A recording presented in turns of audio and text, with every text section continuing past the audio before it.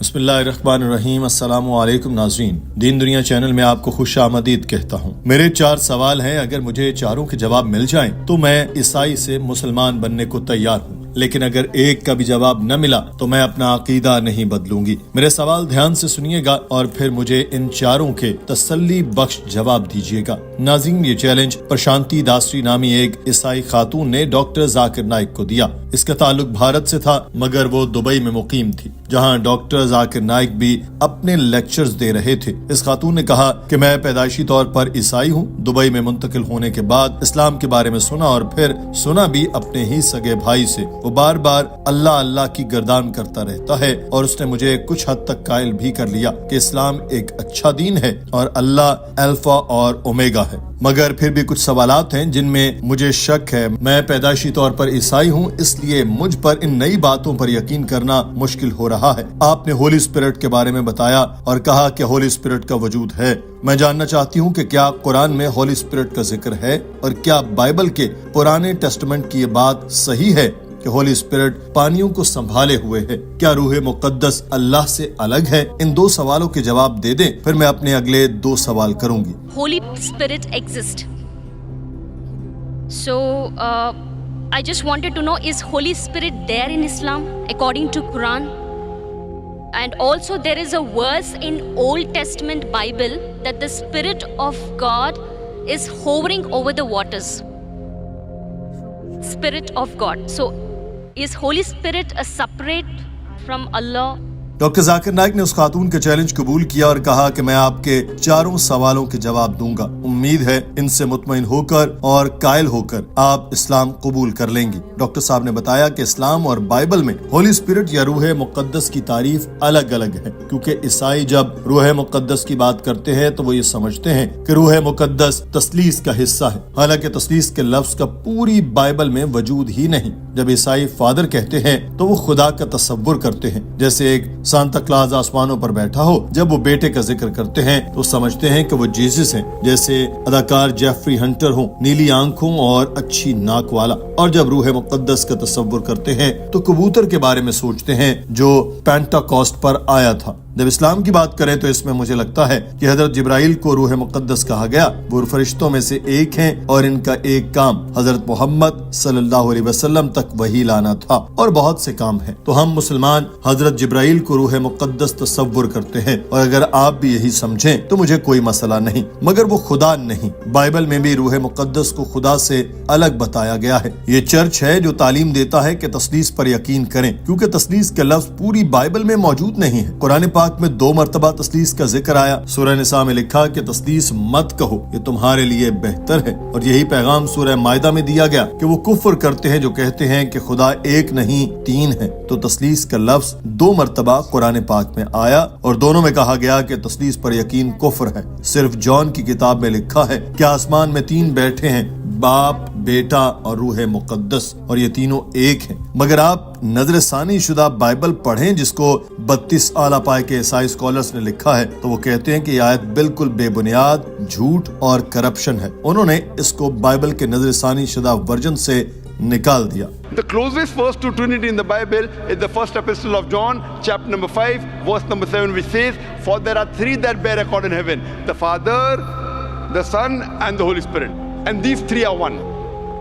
So this verse, if you read the Revised Standard Version of the Bible, revised by Thayru scholars of the highest eminence, Christian scholars, they say that this verse of first epistle of John, chapter number 5, verse number 7, is an interpolation, is a fabrication, is a concoction, and they've thrown this verse out of the Bible. Doctor Zakir Naik ने ये कहने के बाद प्रशांति से कहा कि अब अपना तीसरा सवाल करें, जिस पर उसने पूछा कि तमाम पैगंबर जैसे इब्राहिम, इसहाक और मूसा हैं, वो अल्लाह ताला से बात करते थे। ये सब चुने हुए हैं, इनको किसी न किसी ताकत से तोहफा दिया गया था। ये अल्लाह का फजल हो सकता है, इसकी नेमत हो सकती है, मगर ये ताकत क्या है जिसकी वजह से पैगंबर अल्लाह ताला से बात करते थे? और आज तक बतौर ईसाई मेरा यकीन था कि रूह मुकद्दस अल्लाह ताला और पैगंबरों के दरमियान राब्ते का जरिया थी।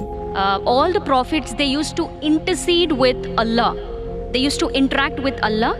So to interact with Allah, because they are all the chosen ones, they must be gifted by some strength. it might be the grace of God. So it is a power. There is that some power so that they are able to interact with Allah. So what is that power? So what is my understanding? I mean, what was my understanding all these days was, with the help of Holy Spirit, all the prophets were interceding with Allah. Is that true?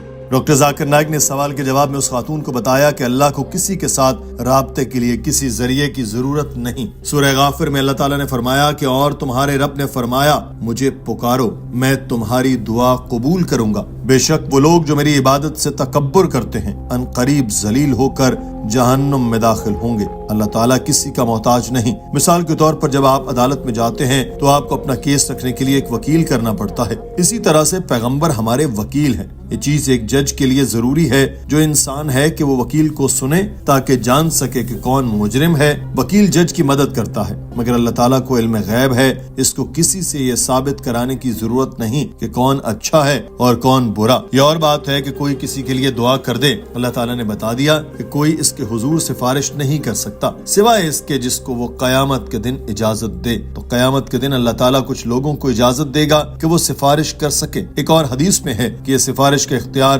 हजरत मोहम्मद सल्लल्लाहु अलैहि वसल्लम को दिया जाएगा। तो हम दूसरे सहीफों की तारीख से जानते हैं, कुरान के साथ साथ हदीस में भी है कि अल्लाह के रसूलों ने अल्लाह ताला से बातचीत की सिफारिशात की। वो दूसरों के लिए दुआएं भी करते थे, लेकिन अगर हम समझें कि हम फला नबी से दुआ करके अपनी बात मनवा लेंगे तो वो गलत है। नबी की तालीमात पर अमल करना चाहिए, मगर दुआ सिर्फ और सिर्फ अल्लाह ताला से ही करनी चाहिए। बहुत से लोग समझते हैं कि फलां शख्स अल्लाह ताला के नजदीक है, इसके वसीले से मांगे तो जल्दी सुनी जाएगी। तो ये गलत चीज है। हमें बराह रास्त अल्लाह ताला से दुआ करनी चाहिए। पैगंबरों के पास ताकत थी कि वो अल्लाह ताला से बात कर सके, क्योंकि अल्लाह ताला इंसानों में से ही अपने पैगंबर चुनता है ताकि वो इसका पैगाम दूसरे इंसानों तक पहुँचाए। इसका मतलब ये नहीं कि इंसान पैगंबरों से ही दुआ करना शुरू कर दे। ये चर्च की तालीमात हैं कि तुम जीसस की मानो, तुम्हारे तमाम गुनाह धुल जाएंगे। ये तसव्वुर इस्लाम में मौजूद नहीं और असल मसीहत में भी इसका वजूद नहीं है। So there is communication between the messenger and Allah subhanahu wa ta'ala.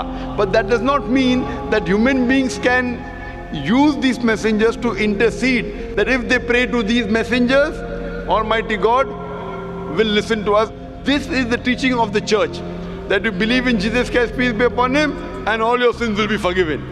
This concept doesn't exist in Islam and doesn't exist even in true Christianity. इसके बाद उस खातून ने आखिरी सवाल किया। नए अहदनामे में पौल ने जबानों का जिक्र किया है और जबानों की सलाहियत और तोहफा इस्लाम में खत्म हो चुका है, या ये अब भी मौजूद है? इस खातून का सवाल कुछ वाज़ेह नहीं था और इसको बाइबल का हवाला नंबर भी याद नहीं था, जिस पर डॉक्टर साहब ने उसको बताया कि जबानों से मुतालिक बाइबल और कुरान पाक में बहुत सी आयात हैं। अगर गॉस्पल को पढ़े तो इसमें लिखा है कि जो भी यकीन रखता है वो गैर मुल्की जबानें समझ और बोल सकता है। इसका मतलब है कि ईसाईयत में कोई भी जीसस पर ईमान रखता हो तो वो गैर मुल्की जबानें बोल सकता है। और यही तरीका मैंने भी इस्तेमाल किया। जब मैं ईसाई स्कॉलर डॉक्टर विलियम कैम्बल के साथ मजाकरा किया तो मैंने इसको भारतीय 100 रुपए का नोट दिया और कहा कि भारत में 22 जबानें बोली जाती हैं। अंग्रेजी में 100 रुपीज और हिंदी में 100 रुपए कहा जाता है। मुझे बाकी 20 जबानों में 100 रुपए को बोल कर दिखाओ अगर तुम यकीन रखते हो। मगर वो नहीं बता सका। कुरान में भी कई हवाले हैं। अगर आप कुरान पढ़ें तो सूरह रोम में लिखा है, और इसकी निशानियों में से आसमानों और जमीन का पैदा करना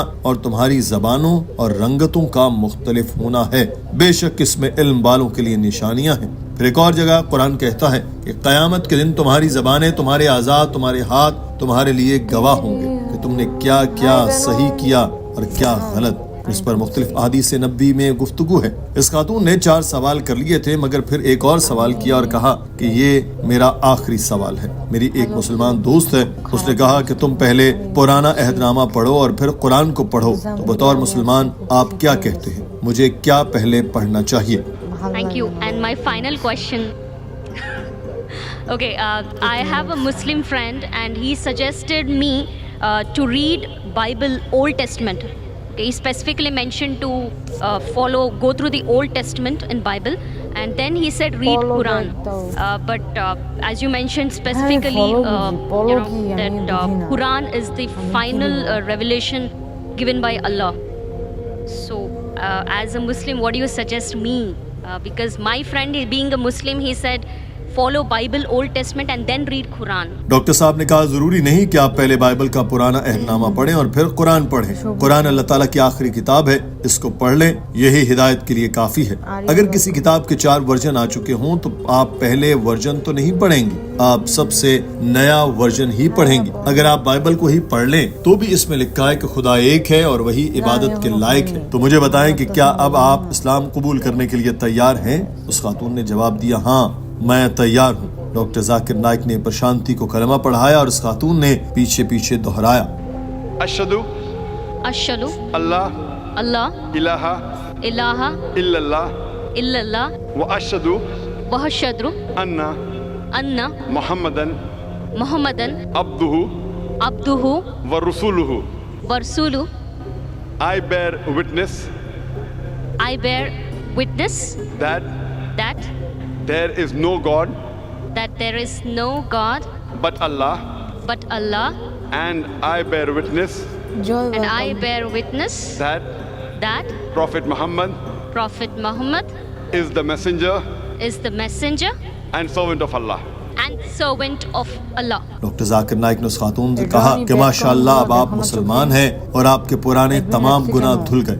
अब नई जिंदगी का आगाज करें और मेरी दुआ है कि आप दूसरे लोगों के लिए भी हिदायत का जरिया बने। स्टेज पर मौजूद लोगों ने इस खातून को गले लगाया और दायरा इस्लाम में दाखिल होने पर बहुत बहुत मुबारकबाद भी दी। नाज़रीन, आज की वीडियो के बारे में आपकी राय क्या है? कमेंट सेक्शन में जरूर आगाह कीजिए। अपना ख्याल रखिए। अल्लाह हाफिज।